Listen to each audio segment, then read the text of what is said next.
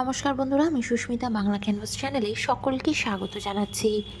শীতের দিনে যদি আপনারা এই রেসিপিটা একবার বানিয়ে ফেলতে পারেন তাহলে কিন্তু রুটি, লুচি, পরোটা বা ভাত সব কিছুর সাথেই দারুণ জমে যাবে। বিশেষ করে যদি আপনারা এটা রাতে বানান তাহলে তো রুটির সাথে জাস্ট অনবদ্য লাগবে। ডিনারে যদি এই রেসিপিটা বানানো যায় তাহলে রাতে দুটো রুটি একটু বেশি খাবেন।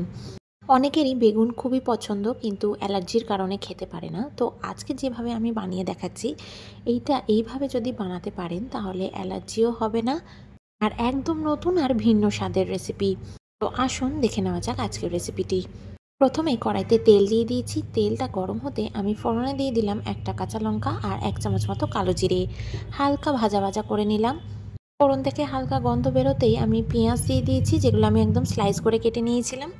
বড় সাইজের একটা পেঁয়াজকে কুচি করে আমি দিয়েছি। প্রথমে কিন্তু পেঁয়াজটাকে ভালো করে ভেজে নিতে হবে। এবার দিয়ে দিয়েছি আমি সরু সরু লম্বা করে কেটে নেওয়া আলুগুলোকেও আমি লো টু মিডিয়াম ফ্লেমে 2 থেকে 3 মিনিটের জন্য ভেজে নিয়েছি। আপনারা চাইলে আলু আর বেগুন আলাদা আলাদা করে ভেজে তুলে নিতে পারেন। আমি একসাথেই ভেজে নিচ্ছি।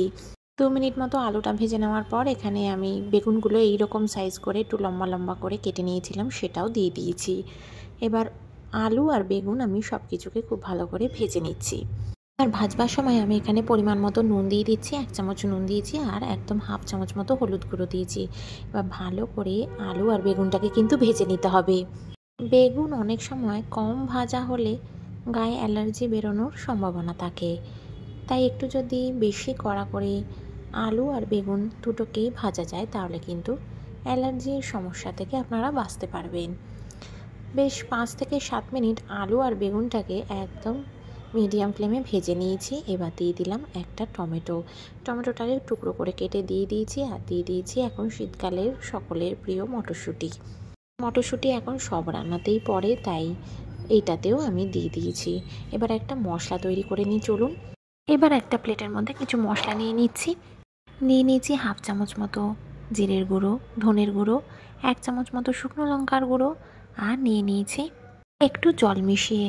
এবার দিয়ে দিলাম আমি আলু আর বেগুনের মধ্যে। এবার সব কিছুকে খুব ভালো করে কষিয়ে নিতে হবে। খুব ভালো করে নেড়ে চেড়ে এভাবে মিশিয়ে নিচ্ছি, যাতে মশলাটা খুব ভালো করে কষানো হয় আর মশলা থেকে একবারে তেল রিলিজ করে যায়। এই রান্নাটা কিন্তু একটু ঝাল ঝাল মিষ্টি মিষ্টি হয়। আপনারা চাইলে মিষ্টিটা অ্যাভয়েড করতে পারেন, ঝালঝালি করতে পারেন। মাখো মাখো একটা তরকারি যেটা রুটির সাথে অনবদ্য লাগে। একটু জল দিয়ে দিলাম, যে পাত্রে মশলা লাগানো ছিল সেই পাত্রে একটুখানি জল দিয়ে একটু মিশিয়ে দিলাম। ভালো করে নাড়িয়ে চাড়িয়ে নিচ্ছি, মশলাটাকে কষিয়ে নিচ্ছি। সবই একটু শুকনো শুকনো করে কষিয়ে নিতে হবে, সেটা তোমরা দেখতেই পাচ্ছ। এবার আমি দিয়ে দিলাম ক্যাপসিকাম। যখনই দেখছেন মশলা থেকে তেল রিলিজ করে গেছে তখনই কিন্তু ক্যাপসিকামটা দিয়ে দেবেন। তারপর ভালো করে মিশিয়ে এটাকে ঢাকা চাপা দিয়ে রান্না করতে হবে।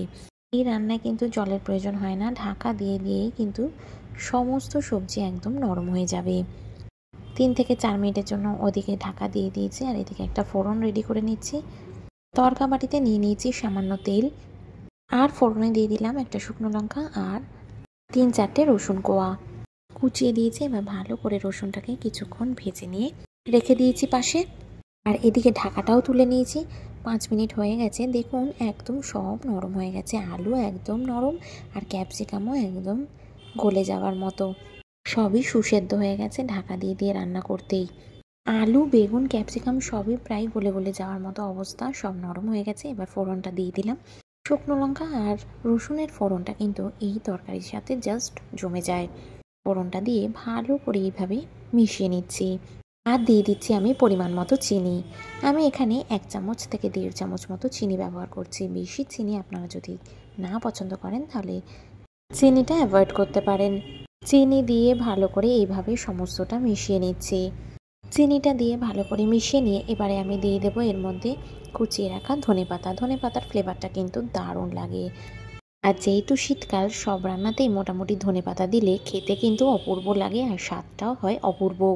এই রান্নায় কিন্তু গরম মশলা ব্যবহার করবেন না, গরম মশলা দিলে কিন্তু স্বাদটা একদম চেঞ্জ হয়ে যাবে আর ভালোও লাগবে না খেতে। জাস্ট ধনেপাতা কুচি দিয়ে ভালো করে নেড়ে চেড়ে এইভাবে মিক্স করে নিলেই ব্যাস আমাদের টাটকা টাটকা বেগুন আলুর চচ্চড়ি একদম রেডি। এবার 1 মিনিটের জন্য ঢাকা দিয়ে আমি লো ফ্লেমে স্ট্যান্ডিং টাইম দিয়ে নেব। আর গরম গরম ভাতের সাথে আমি সার্ভ করব। দেখেই তোমরা বুঝতে পারছো রান্নাটা কতটা মাত্রায় লোভনীয় হয়, আর খেতেও কিন্তু হয় খুবই ভালো। একটা নতুন স্বাদ আছে এই রান্নায়। একঘেয়েমি খাবার না খেয়ে এরকম কিছু ট্রাই করে বাড়িতে অবশ্যই দেখতে পারেন। বেগুনের এই রেসিপিটা বাড়িতে অবশ্যই ট্রাই করে আমাকে জানাতে ভুলবেন না কমেন্টসে। ভালো লাগলে লাইক করবেন, চ্যানেলে নতুন হলে অবশ্যই সাবস্ক্রাইব করে নেবে। পাশে থাকা বেল আইকনটা অবশ্যই প্রেস করবেন নতুন ভিডিওর আপডেটসের জন্য।